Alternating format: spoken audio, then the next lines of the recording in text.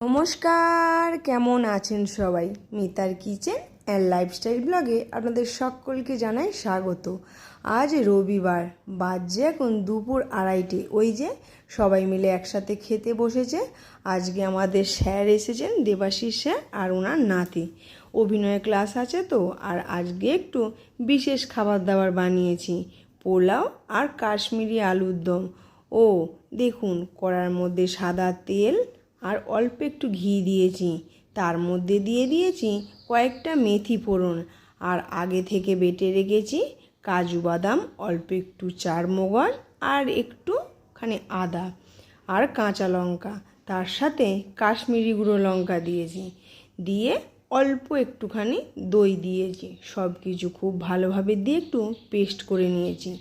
আপনারা তো কাশ্মীরি আলুর দম আপনারা আপনাদের মতন বানিয়ে থাকেন, আমি আজকে কী রকম বানাচ্ছি সেটাই আপনাদের সাথে শেয়ার করছি। আর দেখুন, আলুটা আমি প্রেসারে সিদ্ধ করে নিয়েছি। অনেকে হয়তো ভাববেন আলু সিদ্ধ করে রান্না করলে বোধহয় টেস্ট হয় না। না, সম্পূর্ণ ভুল ধারণা।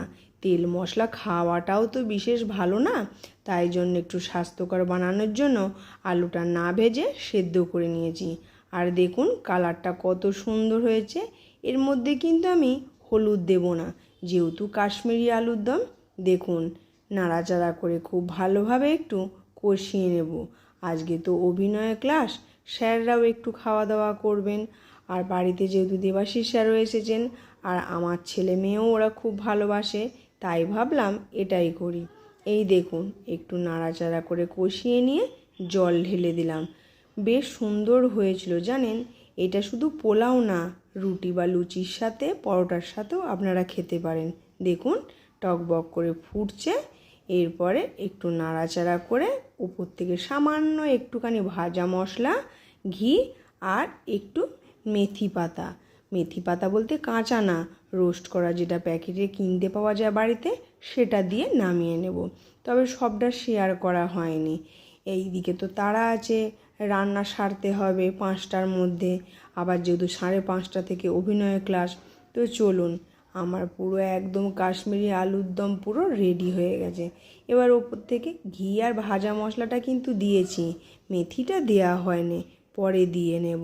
তারপরেই দেখুন চলে এলাম একদম পোলাওয়ের জন্য রেডি করতে। আগে থেকে ধুয়ে জল ঝরিয়ে একটু হলুদ আর আদা বাটা দিয়ে মাখিয়ে রেখেছি, আর কাজু বাদাম কিশমিশটাও ভিজিয়ে রেখেছি। অল্প একটু পনির, সেটাকেও ছোট ছোট টুকরো করে সাদা তেলের মধ্যে একটু ভেজে নিচ্ছি।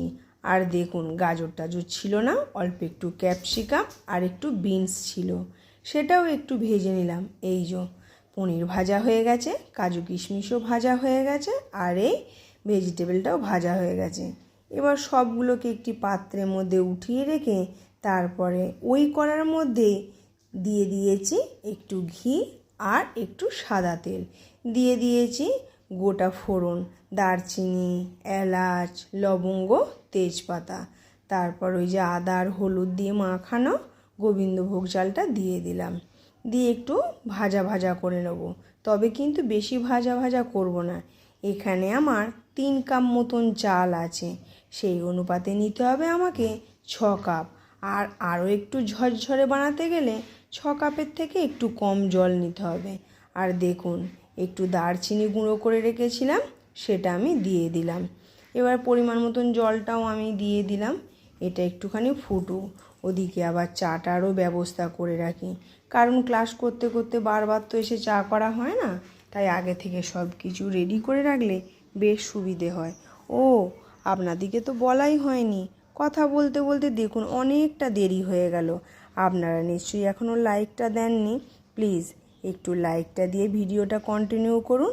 আর আপনারা যে যেখান থেকে নিয়ে আমার ভিডিও দেখুন না কেন, যদি কোনো অংশ ভালো লেগে থাকে অবশ্যই আমাকে কমেন্ট করে জানাবেন, আর একটা লাইক দিয়ে দেবেন। যারা আমাকে বন্ধু করেছেন তাদেরকে অবশ্যই আমি সময় মতন করে ভালোবাসা ফিরিয়ে দেব। হোক না একটু দেরি, কিন্তু অবশ্যই আসব, কথা দিলাম।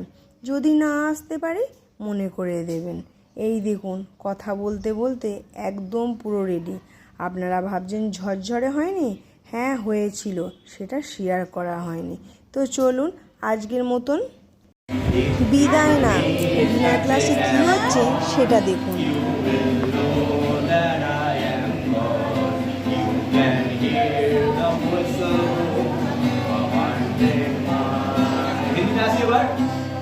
जब कोई माँ